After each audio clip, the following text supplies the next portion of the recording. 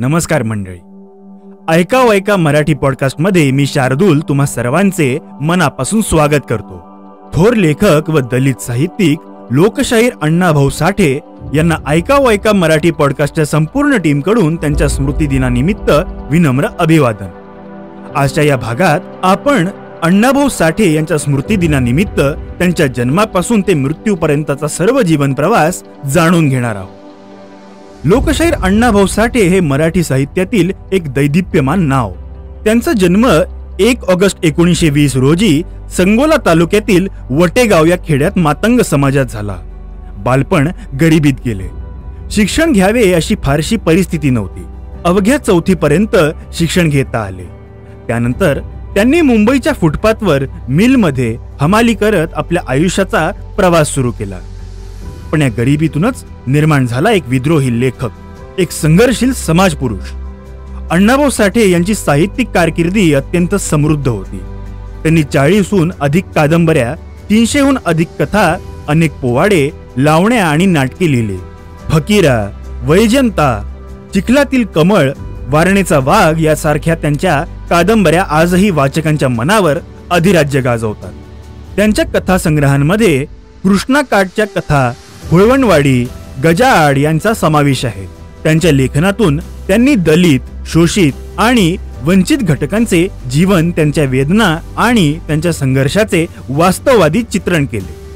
त्यांची भाषा साधी, सरळ पण भेदक होती, जी थेट वाचकांच्या हृदयाला भिडणारी होती.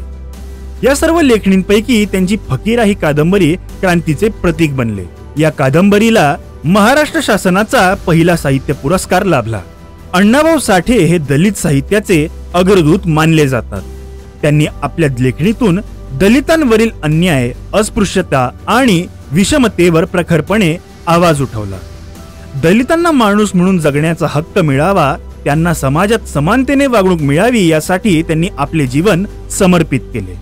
त्यांच्या साहित्याने दलित चळवळीला वैचारिक बळ दिले आणि अनेकांना प्रेरणा दिली. त्यांनी केवळ लिहिले नाही तर प्रत्यक्ष समाजकार्यातही सक्रिय सहभाग घेतला. दलितांच्या उत्थानासाठी त्यांनी अनेक आंदोलने केली आणि सामाजिक न्यायासाठी लढा दिला. अण्णाभाऊ साठे हे छत्रपती शिवाजी महाराजांचे निसीम भक्त होते. शिवाजी महाराजांनी स्थापन केलेल्या रयतेचे राज्य आणि त्यांच्या न्यायप्रिय शासन त्यांना आदर्श वाटत होते. 1961 मध्ये सोव्हिएत युनियनच्या दौऱ्यावर असताना त्यांनी तिथेही शिवाजी महाराजांच्या पराक्रमाची गाणी गायली आणि त्यांच्या शौर्याचा जगभर प्रसार केला. मॉस्को विद्यापीठात त्यांनी माझी मैना गावाकडे राहिली ही लावणी सादर करून उपस्थितांना मंत्रमुग्ध केले. त्यांच्या या कार्यामुळे शिवाजी महाराजांचा इतिहास आणि भारताची संस्कृती परदेशात पोचण्यास मदत झाली.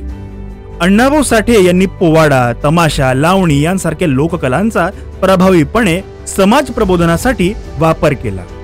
त्यांनी आपल्या शाहिरीतून समाजातील अंधश्रद्धा, रूढी परंपरा आणि अन्यायावर आसूड ओढले. माझी मैना गावाकडे राहिली, मुंबईची लावणी यांसारख्या त्यांच्या रचना आजही लोकांच्या ओठांवर आहेत. या कला प्रकारांच्या माध्यमातून त्यांनी सामान्य जनतेपर्यंत आपले विचार पोहोचवले आणि त्यांना जागृत केले. अण्णाभाऊ साठे यांची राजकीय भूमिका देखील तेवढीच प्रभावी होती.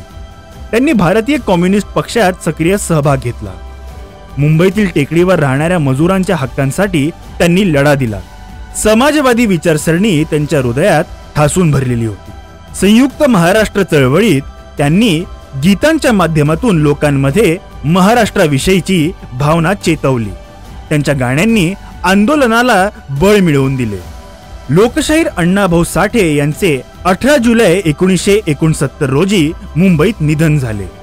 त्यांचे निधन दलित साहित्य, लोककला आणि सामाजिक चळवळीसाठी एक मोठी हानी होती.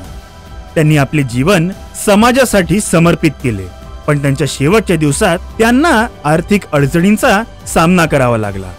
थोडक्यात लोकशाहीर अण्णाभाऊ साठे म्हणजे ज्वालामुखीचा उद्रेक.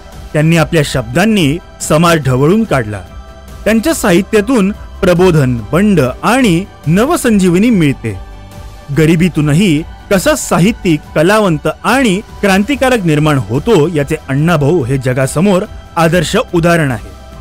त्यांच्या स्मृती दिनानिमित्त आपण त्यांच्या विचारांना, कार्याला आणि साहित्याला नमन करूया आणि त्यांच्या स्वप्नातील समतामूलक समाज घडवण्याचा संकल्प करूया. तर मंडळी, आजच्या पुरतं एवढंच. आम्हाला आशा आहे की तुम्हाला आमचा हा पॉडकास्ट अवश्य आवडला असेल.